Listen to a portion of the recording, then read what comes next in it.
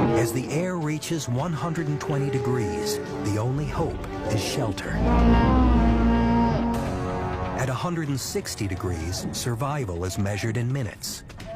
Over 200 degrees, just seconds. 90 minutes after impact, the temperature on the ground in Mongolia peaks at 300 degrees. But not every dinosaur is baking alive. The microclimate of a cave can keep a handful of survivors cool enough to breathe.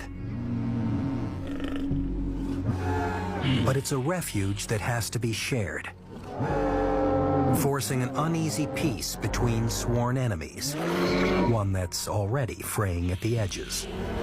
Back in the Pacific Northwest, the dense fog still shields the valley from the intense heat above.